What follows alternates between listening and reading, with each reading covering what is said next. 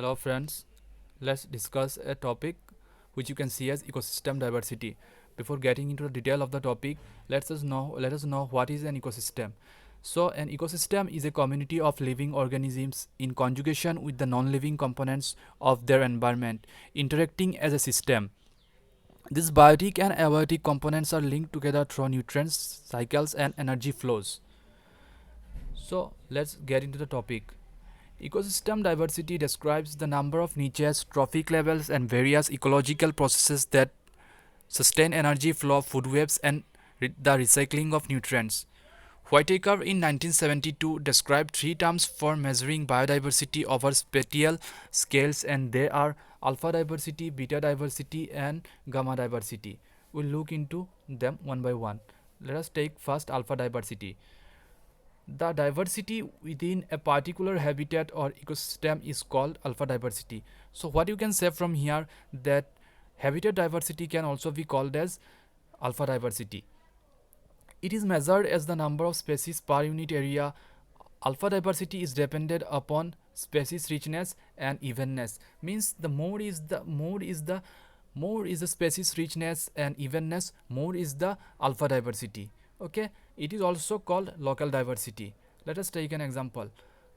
Let habitat X has 5 species of ant, therefore alpha diversity for ants in this place is 5. Suppose this is an area. Okay, this is an area. Okay, we have found out 5 species of ants here. 1, 2, 3, 4 and 5. Okay, so the alpha diversity for this specific region and for this species is 5. Okay, now let's move into beta diversity. The species diversity between two habitat or ecosystem is called beta diversity. Means you can see that the ratio between the gamma and the alpha diversity is called beta diversity. It is also called regional diversity. Let's take an example. Let habitat X has 4 species of ants, namely A, B, C, D. As you can see here, A, B, C, D.